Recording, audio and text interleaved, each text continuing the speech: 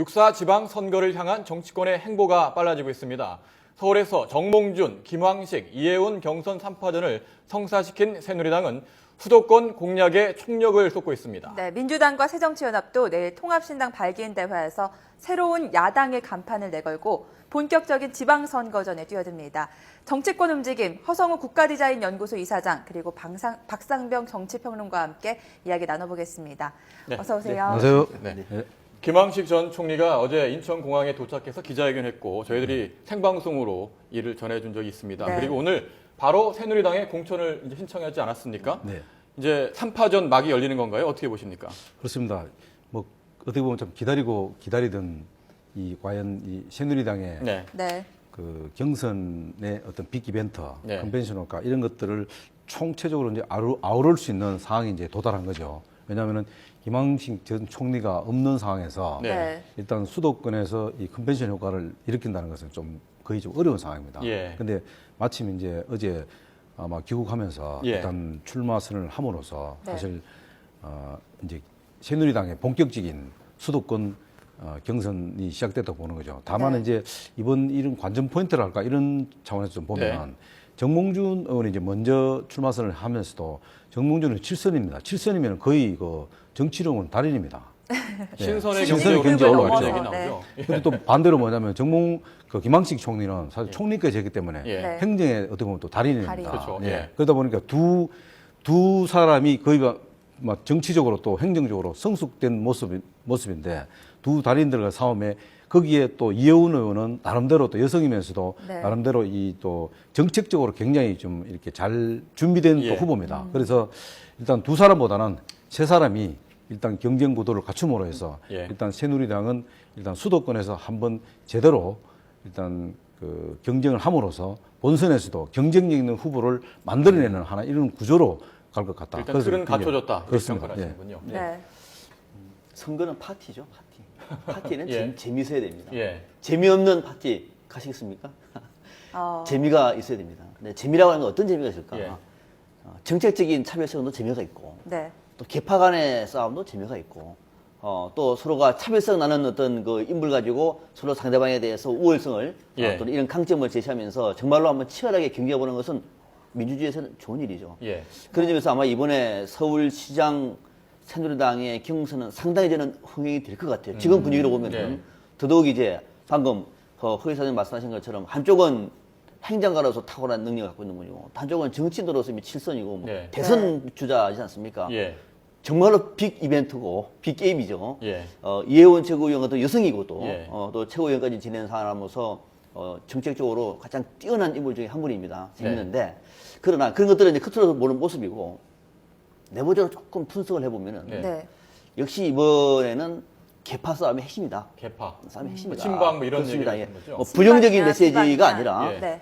권력 구도는요. 권력이라고 얘기하는 거는 어느 어떤 권력을 가더라도 그 권력을 중심으로 가지고 각이 형성되는 겁니다. 우리는 그 대목을 짚어내야 되는 거거든요. 그것을 우리가 어떤 분열을 촉발시키는 메시지가 아니라 양쪽 싸움의 입싸움의 핵심을 짚어내는 수단으로서의 예. 정파나 계파를 얘기하는 겁니다. 예. 네. 친이 친박의 싸움이다. 이렇게 보시면 될 것 같고 더더욱이 이번에는 서울시 같은 경우에는 순회 경선을 합니다. 그러니까요. 자, 이런 대목 같은 경우에는 네. 순회 경선은 당심을 극대화시키는 전략이겠죠. 예. 네. 이런 측면에서 보면은 정몽준 의원 같은 경우도 상당히 초조할 수밖에 없는 것이고 네. 또 김황식 전 총리가 만약에 박빙 네, 싸움이 네. 돼가지고 전체적으로 흥행이 터져버리면은 아마 제가 볼 때는 박원순 시장도 아마 상당히 잠 못 자는, 잠 못 이루는 그런 밤이 될 것 같은 나름 상당히 좀 관심 있는 그런 우리 경선이라고 봐야 되겠습니다. 네. 네, 박상문 박사님 참 좋은 얘기 말씀하셨는데요. 어쨌든 경선은 축제장이 돼야 되는 건 사실입니다. 네. 그리고 거기에 참여하는 모든 당원들이 즐겨야 됩니다.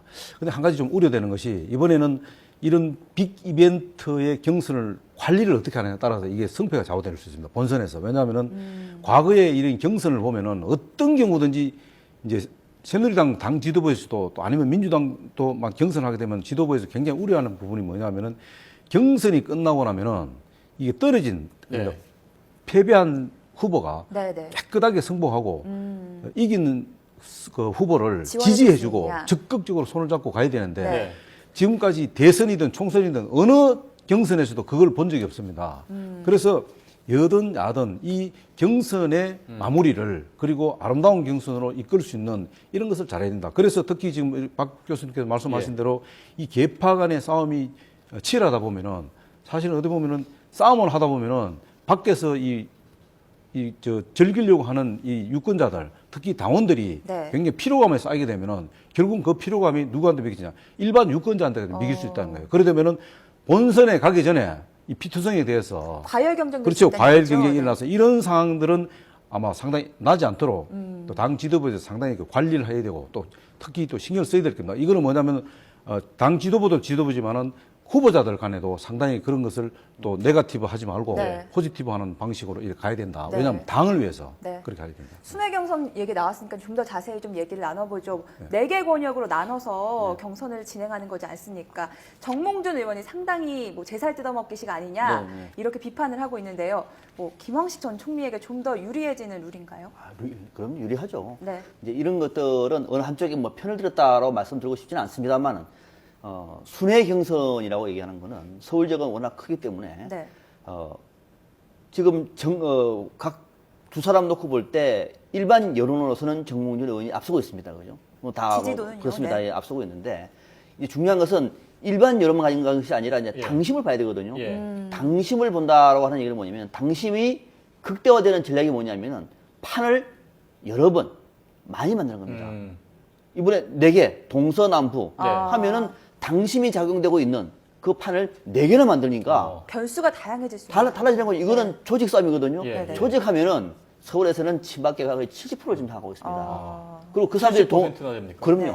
그럼 그 사람들이 다 지지하는 당원들을 끌어올 경우에는 이거는 김황식 전 총리한테는 찬스죠. 네. 토약할 수 있는 막판에 히트를 칠 수 있는. 예. 반면에 이제 정몽준 의원 같은 경우에는 왜 그렇게 하느냐? 지금까지 한 번도 안 해봤는데 예. 뭐 굳이 반대는 아니지만은 좀 설명을 해봐라. 네. 참 설명하기 좀 저같이 크게 설명할 수가 없지 않습니까? 네네. 그런 대목인데 뭐 이거는 아무래도 정몽준 의원 입장에서는 좀 불리한, 불리한 예, 측면이 불리한 분명히 상황이다. 가야 되겠죠. 저는 이제 유불리를 떠나서 좀 이런 부분을 좀 생각해 봅니다. 이게 이제 경선을 이제 어떻게 보면은 김황식 전 총리는 예. 이런 그 선출직에 처음 하지 않습니까? 네. 하다 보면은 이번이 뭐 이 친박이 뭐 친인이 이런 거 떠나서 좀 의미 있는 배려라고 봐야 됩니다. 왜냐하면은 이 지금 경선은 결국은 이제 당원들과 일반 예. 유권자들 이제 경선 룰이 정해졌지 않습니까? 이게 예. 의미 있는 배려라고 왜 배려냐면은 정몽준 의원 같은 7선이기 때문에 예. 서울시에서 정몽준 의원을 모르는 당원이 없습니다. 그런데 김황식 전 총리는 사실은 어떻게 보면 좀 당에서 이 당원들한테 김황식 총리를 좀 경선에 적응하는 과정을 좀 배려하는 입장이죠. 그리고 또 당원들한테 선을 보이는데 시간이 좀 필요합니다. 네. 아무리 뭐 김황식 총리가 예. 국무총리 했지만은 당원하고 또 당원 입장에서 당원과 당원 입장에서 또 차원이 다릅니다. 그렇기 때문에 어쨌든 좋은 경선이 되기 위해서는 좀 그 지도부에서 좀 의미 있게 좀 배려를 해야 된다. 또 반대로 또 이런 것도 한번 생각합니다. 정몽준 의원은 정치적으로 달인이기 때문에 오히려 다 나와라. 그냥 한번 해보자 그냥. 네, 예. 그래도 내가 자신 있다. 뭐 이런 좀 당당한 모습을 보인다면은 오히려 좀 유리한 고지를 점하지 않겠나. 이렇게 너무 막 그 당 지도부를 좀 기분 나쁜 것처럼 이런 네. 식으로 자꾸 이야기하게 되면은 오히려 좀 마이너스 효과가 나지 않겠나. 예. 좀 이렇게 당당한 모습을 보이면은 왜냐하면 뭐가 두려워할 게 뭐 있습니까? 어떻게 보면은 초선의 이 초보자입니다. 예. 김황식 총리는 그 예. 초보자하고 지금 달인하고 지금 붙는 건데 그렇다면은 오히려 좀 그렇게 의미 있게 좀 먼저 배려하는 모습 이런 것도 상당히 중요하다. 배려는 좋지만 왜 상대 후보만 배려하느냐? 나도 배려받고 싶다. 이게 보통 후보 입장이 아닐까 싶은데요. 그럴 수도 있죠. 새누리당 이제 입장은 저희들이 좀 정리를 해봤고 네. 네. 민주당 이야기를 좀 해볼까요? 박원순 시장 입장에서는 강한 상대가 3명이 이제 나타난 거 아니겠습니까? 아무래도 적극적으로 대응을 해야 될 텐데 과연 어떻게 대응할 걸로 보시는지요? 정면 대응을 해야 되겠죠. 네. 방법이 정면 없습니다. 대응, 예. 박원순 시장 같은 경우에는 이제 앞으로 아마 이제 여야 간의 경쟁이 본격화되면은 이슈 가지고 아마 상당히 인물 같은 경우는 양쪽이 다 이제 강경합니다. 강합니다. 네. 그죠? 예. 어느 쪽이 나오든 인물은 빅. 그다음에 여야 간의 구도도 빅. 예. 총력 싸움이거든요. 그럼 남아 있는 것은 뭐냐면 이제는 이슈거든요. 이슈. 정책 이런 문제인데 이제 이슈는 서울시 차원에서 만들 수도 있습니다만은 네. 정책적으로 아예 문제를 도발적으로 또는 주도적으로 제기할 수가 있어요. 네.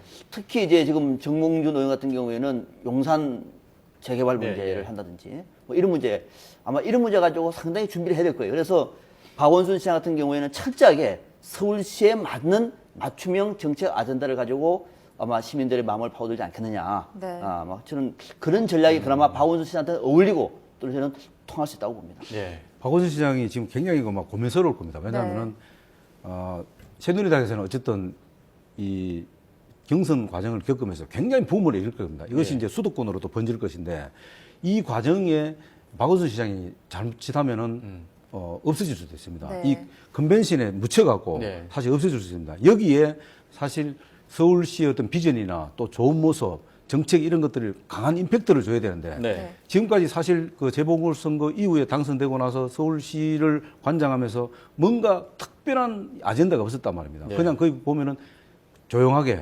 무색무취의 어떤 행정을 해왔단 말입니다. 여기에서 어떻게 보면은 좀 차별화될 수 있는 정책을 만들어야 되는데 또 후보가 누구냐에 따라 상황이 달라지겠죠. 네. 예.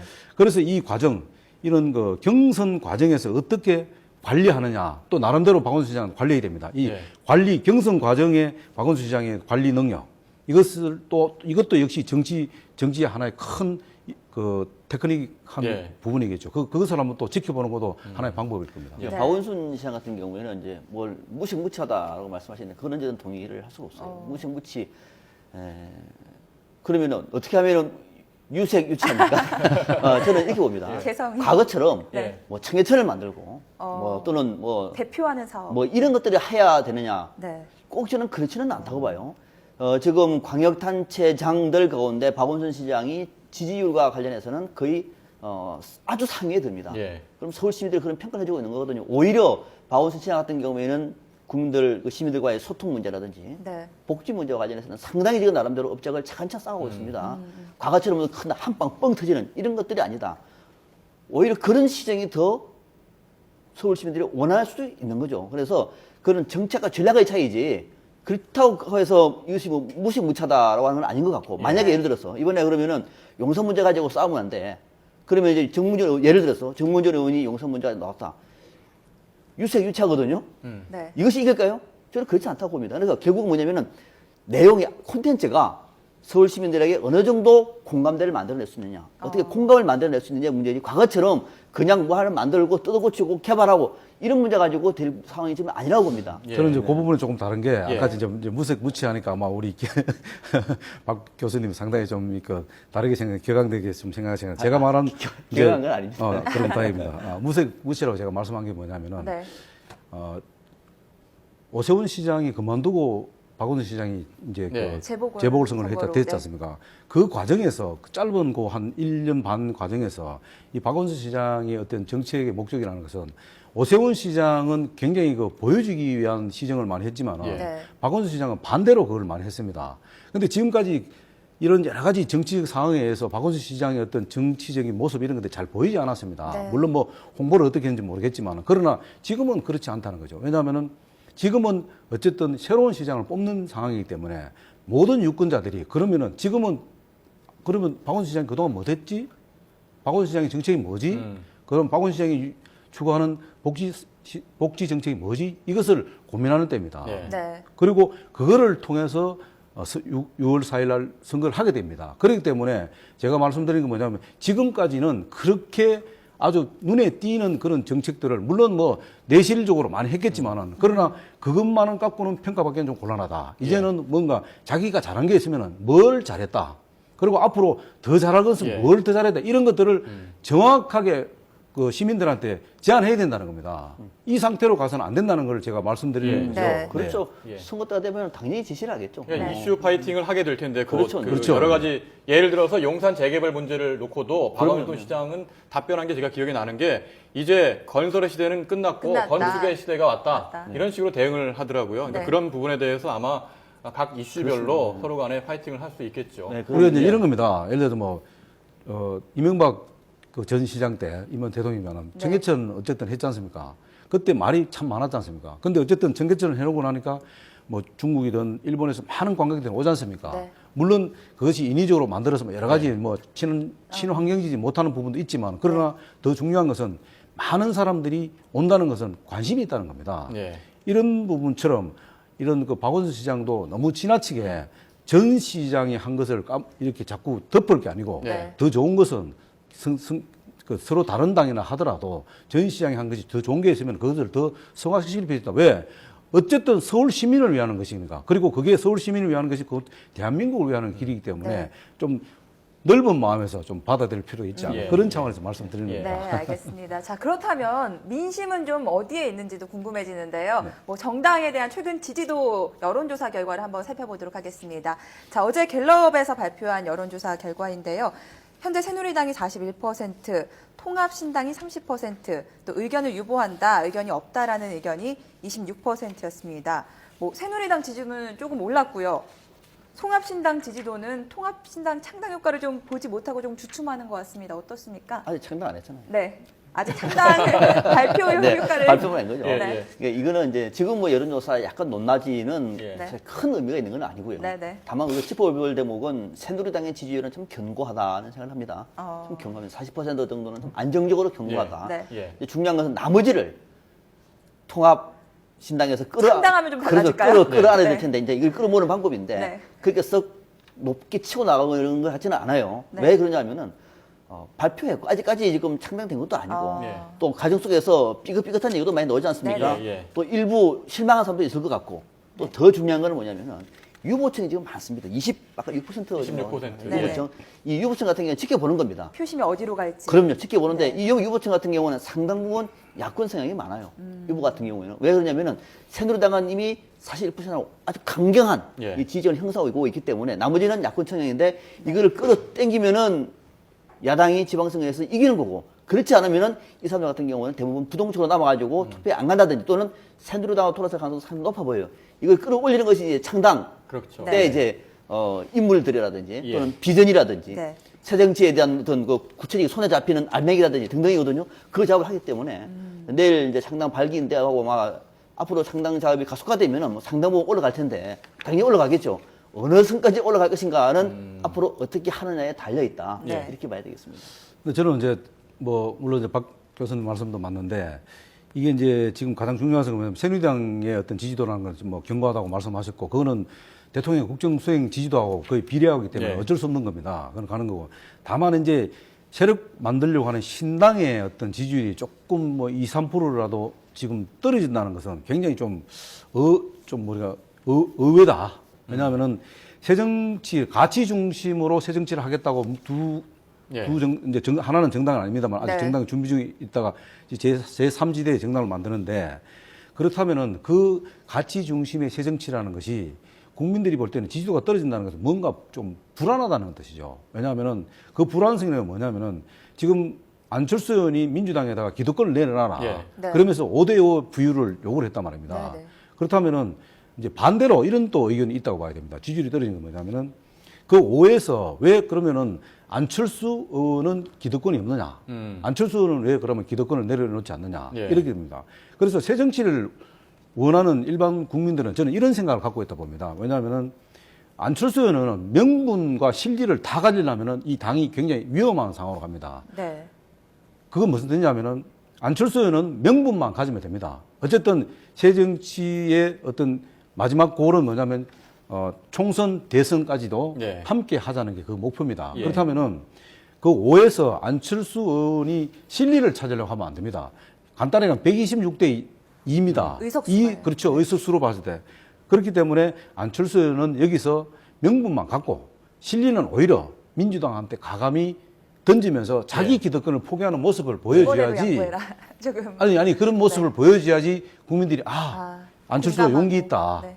용기 있다. 그리고 명분만 가지면 됩니다. 네. 그래서 안철수 좀 약간 이상적인 것 같지만은 그래도 어쨌든 중요한 건 뭐냐면은 민주당이 안철수를 합당을 하자 할 때는 네. 6사 지방선거에 최소한 안철수 특수를 누리자는 그런 의미가 네. 강하게 담겨 있습니다. 그런데 이런 지금 창당 과정에서 자꾸 분류파함이 물론 나오지 않아야 되겠죠. 네. 뭐 제 새로운 정당이 만들어지기 위해서는 그러나 이런 상황들이 자꾸 만들어지고 특히 정강경색이 선거 이후에 정강경색을 만들겠다. 네. 이렇게 하니까 과연 어떤 그 당을 만들기 위해서는 헌법이 만들어져야지 그 틀 안에서 뭔가 만들어지고 이래야 되는데 선거 치르고 나서 그다음 헌법은 나중에 만들자. 이게 네. 일반 국민들이 볼 때는 납득이 안 가는 거예요. 그러다 보니까 뭔가 좀 불안한 느낌, 그리고 그 진정성, 네. 불확실성 이런 것들이 계속 교차하면서 겹치다 보니까 유권 일반 시민들, 일반 국민들한테는 그게 탁 와닿지는 않는 거죠. 뭔가 좀 불안하다. 예. 과연 새 정치의 모습을 이게 과연 새 정치 모습을 하는 그 의구심 이런 것들이 조금 잠재되어 있다. 그래서 이 잠재되어 있는 의구심을 안철수 의원이 앞으로 어떻게 깨느냐 하는 것이 지지도 올라가느냐 안 가느냐 그거는 그에 따라 달려 있다고 봅니다. 예. 네. 부분적으로는 동의를 합니다만 전 큰 틀에서는 좀 판단이 좀 저는 다릅니다. 근데 안철수 의원이 기득권을 내놓으라는 안철수 의원이 기득권 갖고 있는 게 뭐죠? 뭐 내려놓을 게 뭐냐? 아무것도 없어요. 내려놓을 게 아니요. 중요한 건 뭐냐면 뭐가 한 가지 말씀해 보세요. 안철수 의원이 갖고 있는 기득권이 뭐냐고 아니고요. 예. 안철수 의원이 기득권을 갖고 있는 게 5대 5의 5의 기득권을 갖고 있습니다. 그리고 그게 기득권입니까? 당연하죠. 그게 5대 5라는 건 뭐냐면은 앞으로 서울시는 그렇다. 특히 당장 한 가지 예를 들면은 김상곤 후보 같은 경우는 틀림없이 경기도에서. 안철수 후보가 자기 몫으로 아마 네. 추천할 겁니다. 그렇기 때문에는 예상해 보면은 민주당 입장에서는 적어도 안철수를 배려하는 차원에서 김상곤 의원을 경기지사로 밀을 가능성이 있습니다. 이렇게 되면은 상당히 당에서 문제가 많습니다. 제가 말할 땐 그런 기득권을 타협이 과감하게 나올 수 있다.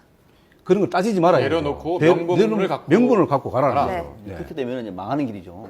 그래서 망하는 길입니다. 안철수 의원이 5대 5라고 얘기하는 거는 새로운 정치를 위해서 정당을 만들 때 예. 동등한 고난과 동등한 책임을 공유합시다라고 하는 메시지입니다. 동등하게 가자. 그리고 안철수 의원이 얘기하고 있는 여러 가지의 그 내용의 알맹이는 뭐냐면은 민주당을 혁신시켜야 되겠다는 생각입니다. 혁신하기 위해서는 기득권을 내놓아라. 왜? 민주당은 이미 갖고 있는 건 거대 정당 아닙니까? 그리고 민주당 안에서도 스스로 기득권을 내려놓겠다라고 하는 정책을 소시 펴왔기 때문에 이제는 말로만 해서는 안 된다라고 하는 사실을 요구한 것이고 그 요구의 메시지가 뭐냐면은 새 정치로 민주당을 견인하지 못하면은 새 정치가 죽어버리는 거죠. 바로 그러한 간절한 어떤 혁신과 계획에 대한 메시지를 전달하는 것이지 네. 그거를 그럼 포기하고 당신이 뭐 그런 얘기하지 말고 새로 민주당 다 줘라라고 얘기하면 통합 말합니까? 할 이유가 없는 거죠. 내부적으로 그 새정치연합과 민주당의 창당 과정에서 그런 부분들을 놓고 이견이 노출될 수밖에 그럴 수 없을 있습니다. 것 같아요. 그래서 왜냐면은- 공정하게 같이 가면서 네. 민주당 안에 있는 그 어떻게 보면은 박근혜 대통령 표현식으로 말하면 암덩어리 또는 내부 혁신의 대상들 네. 이 대상들에 대해서는 끊임없이 혁신을 압박하는 방식으로 안철수 위원장이 그런 얘기를 하고 있는 거거든요. 이거는 정당한 거죠. 예. 제가 말씀드린 게 예. 기득권이라는 것에 아까 막 5도 있고 뭐 여러 가지 있습니다만 가장 중요한 건 자기 희생입니다. 예를 들어 오늘 그 안철수 의원이 오늘 그 한겨레 신문에 보면은 네. 그 저게 인터뷰한 기사가 있습니다. 거기 보면 뭐가 나오냐면은 안철수 의원이 이번 통합을 하게 된 배경이 뭐냐 이런 그런 질문 과정에 한 가지가 뭐냐면 세 가지 중에 하나가 뭐냐면은 고독한 결단이었다 이렇게 이야기합니다. 사실 고독한 결단은 맞을 수도 있습니다. 그거는 뭐냐면은 그러면서 과거의 얘기를 하면서 이 고독한 결단을 내렸다는데 그러니까 이제 그 결단을 내리는데 주변의 측근이나 뭐 참모들한테 일단 안 알리고 독단적으로 했다는 그런 이야기를 아마 고독한 결단으로 표현한 것 같습니다. 그런데 뭐냐면 제가 이제 그런 걸 보면서 이 고독한 결단은 뭐 개인적으로 안철수 의원 입장에서 뭐 맞을지 모르겠지만 네.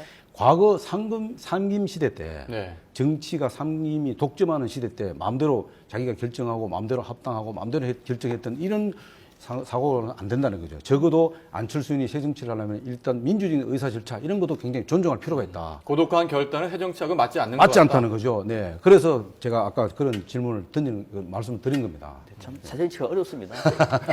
만약에 예를 들어서 예, 예. 다 까벌려가지고 네. 합시다 여기면 무슨 저게 새정치냐 중구난방이다 이게 나올 테고 또 고소가 결단 그것도 새정치가 아니고 예. 도대체 새정치가 뭡니까? 저는 그러니까 새로운 정치를 모든 면에 다 이기는 맞는 잣대가 아니라 앞으로 새정치가 민주당 혁신을 통해서 기존에 있는 양당 구조의 어떤 기득권적 어떤 이 독점 체제를 깨면은 네. 네. 가장 큰 새정치죠. 가장 큰 새정치고 나머지는 그 과정 속에서는 부분적으로 싸울 수도 있는 것이고 부분적으로 깨질 수도 있는 것이고 아플 수도 있는 겁니다. 그걸 일일이 전부가 다 얘기하는 거는 너무 우리가 궁색한 논평이고 기본적으로 뭐냐면은 안철수 의원이 가고자 하는 새 정치의 길은 민주당 혁신이고 그걸 통해서 기존에 있는 여야를 중심으로 하는 어떤 적대적인 공생각을 깨겠다는 겁니다. 네. 깰 거냐 말 거냐 이제 지켜볼 대목이죠. 본인은 깬다고 얘기했으니까는 그 대목이 새 정치의 핵심이다. 선거할지를 좀 더 그럼요, 지켜봐야 될 것 그렇습니다. 같고요. 네. 네. 자, 이런 가운데 뭐 박근혜 대통령의 국정수행 지지율이 소폭 하락했습니다. 여론조사 결과가 하나 있는데 이거부터 보고 좀 더 얘기 나눠보겠습니다. 자, 잘하고 있다 박근혜 대통령 국정 수행 55%입니다. 잘못하고 있다가 34%, 지난주보다 2%포인트 정도 하락한 것이라고 하는데요. 뭐 이번 주에 유호성 씨 서울시 공무원 그렇죠. 간첩 그렇습니다. 사건이 있지 않았습니까? 네네. 이 부분이 뭐 지지율 하락에 좀 영향을 미쳤다라고 볼 수 있겠죠. 저도 뭐 결론적으로 말씀드리면 그게 영향을 미쳤다고 봅니다. 물론 네. 대통령께서 실체적 진실을 밝혀야 된다고 예. 일단 그 검찰에다 주문을 했습니다. 네네. 그리고 또 사과도 했지만은 이것이 지난해에 일단 대선 기간 동안에 국가기관 그 대선 개입 부분하고 이런 것들이 맞물려 갖고 예. 상당히 또 그 여론이 조금 아마 지지도가 좀 떨어진 것은 사실입니다. 네. 그러나 어쨌든 중요한 것은 대통령께서 일단 유감을 표명했고 이 부분에 예. 대해서 그리고 선수사 후 책임 이 부분을 명확하게 끄기 때문에 좀 더 지켜볼 필요 있다. 그리고 이번에 그 해관보 정상회의에 예. 다녀오면은 또 지지도가 조금 바뀌지 않겠나 또 그렇게 보고 있습니다. 예. 해외에 나갔다가 오시면은 지지율이 올라가고 항상 올라가더라고요. 군대에서 이런 떨어지고 비극입니다. 비극인데 뭐 지지율이 약간 높낮이에 크게 의미를 둘 필요는 없을 것 같아요. 네. 지금 다소 떨어졌습니다만 또 올라갈 수도 있으니까 예. 중요한 거는 지지율의 높낮이가 아니라 지금 박근혜 대통령이 하고자 하는 이 국정 운영에 대해서 국민들이 어떤 신뢰감을 갖고 있는가의 문제가 더 중요한 것 같아요. 예. 견고한 40%는 아주 잘한다고 얘기를 할 겁니다. 견고한. 그러면 41% 정도를 빼고 난 다음에 한 5% 정도는 박근혜 대통령이 잘하고 있다. 이건 대통령 지지율은 상대적이거든요. 네. 만약에 이제 예를 들어서 민주당이나 통합 쪽에서 지방선거 승리를 하고 지지율이 올라갈 경우는 어떻게 할 것인가? 예. 박 대통령의 지지율은 큰 문제가 생기는 거죠. 그래서 상대적으로 지금은 우위에 있으나 앞으로 국민들에게 박근혜 대통령 지지율이 정말로 견고하게 할 수 있는 어떤 국정 운영의 틀이 지금 되어 있는 것인가? 네. 저는 그건 아직까지 아니라고 봐요. 예. 그래, 뭐 좀 불리하면은 해외에 한번 났다 오지라고 하는 방식으로는 문제가 풀린 게 아니다. 그럼 지금 같은 경우는 국정원 문제라든지 또 앞으로 나타나던 지금의 어떤 예. 국지 문제라든지 이런 것들과 관련해서 박 대통령은 좀 더 근본적인 문제를 제가 풀어나가야 될 텐데 대통령은 노력하고 있습니다, 요즘에. 발언의 강도도 세지고. 대통령은 그러는데 그러면 정부는 왜 문제가 들어가 있을까? 또 새누리당은 잘하고 있나? 비주류에서도 지금 새누리당 지도부한테 지금 쓴소리가 많지 않습니까? 예, 예. 이런 것들 전체적으로 볼 때 어쩌면 박근혜 대통령이 상당히 좀 위기감을 갖는 것이 저는 옳다고 봅니다. 지금 이것이 뭐 지지율이 높낮이 때문이 아니라 상당 부분 지금 위기에 있는 것이다. 그래서 앞서 제가 말씀드린 것처럼 지방선거에서 만약에 야당이 승리를 해볼 경우에는 급격하게 레임도를 갈 수가 있는 것이다. 지방선거 변곡점이 될수 그렇습니다. 있다, 그런 이런 생각을 가지고 해야 되는 말씀이시죠. 것이지 예. 뭐- 이 지지율이 높다 그래서 지금 또 약간 뜬다 그래서 뭐 일희일비할 문제는 저는 아니라고 보고 있는 거죠. 예. 지지율을 갖고 뭐 말씀하신 대로 뭐 일희일비할 상황은 아니지만 네. 뭐 우리 이제 박상병 박사님께서 뭐 대통령이 뭐 좀 필요하면 뭐 잠깐 외국도 다녀오고 뭐 하신다는데 외국을 그렇게 뭐 자기 대통령 마음대로 왔다 갔다 하는 게 아닙니다. 그건 이미 벌써 각 나라별로 이미 네. 일정이 다 짜진 상태고 그런 네. 상황에 다녀오시는 거고 그건 아닌 것 같고 다만 이제 이 지지율 관련해서는 어쨌든 지지율이라는 것은 그 정책에 대해서 대통령 정책에 대해서 공감대를 형성한다는 것입니다. 국민들 공감대를 형성하는 부분이기 때문에 매우 중요합니다. 예. 뭐 일희일비할 상황은 아니지만 그러나 굉장히 중요한 하나의 척도가 될 수 있습니다. 또 가늠자를 할 수 있고 그렇기 때문에 이 지지율이 이제 물론 지방선거 끝나고 또 뭐 어떻게 지금 박사님께서 끝나고 나서 승패 여부에 따라 지지 온다 하지만은 네. 제가 볼 때는 이 지지율이 그렇게 많이 떨어질 확률은 없다. 왜냐하면 대통령이 지금 강도 높은 지금 계획을 지금 추진하고 있지 않습니까? 이 계획을 추진하고 있다는 것은 그만큼 국민들이 거기에 대해서 네. 그동안 공감대를 하고 있다는 겁니다. 그렇기 때문에 지지율이 뭐 갑자기 뭐 그게 하지 않는다고 떨어지고 이런 건 아닙니다. 예를 들어서 뭐 지금 규제개혁이라든가 네. 그걸 공기업 이런 그 개혁이라든가. 개혁이라든가 이런 것들은 사실 국민들이 과거부터 계속 어느 정부들이 주문해왔던 부분들이거든요. 네. 그러나 이번 정부에서 갑자기 왜 이걸 들고 나는 이게 아닙니다. 이번 정부에 때 뭔가 한번 끝장을 봐야 되겠다. 과거의 정부에 뭐였던 거 예. 이번 정부에 한번 하겠다. 이런 의지의 표현이기 때문에 이런 부분들에 대해서 아마 공감대가 형성되기 예. 때문에 지지율도 뭐 상당히 높게 나오지 않나 그렇게 보고 있습니다. 예, 지방선거 이전에 간첩 사건 증거 조작 의혹 이 수사 어떻게 결론이 날지도 궁금한데 영향을 좀 많이 미칠 것 같습니다. 예, 영향을 미치죠. 예, 이 부분에 대해서는 저희들이 좀 더 지켜봐야 될 것 같고요. 정치권이 어떻게 움직일지도 내일이죠. 내일 창당 발기인 대회, 네. 네. 야당의 창당 발기인 대회를 계기로 또 여러 변화가 있을 것 같습니다. 좀 더 지켜봐야 될 것 같습니다. 네, 네. 허성우 국가디자인연구소 이사장 그리고 박상병 정치평론가와 함께 얘기 나눠봤습니다. 오늘 말씀 감사합니다. 그래서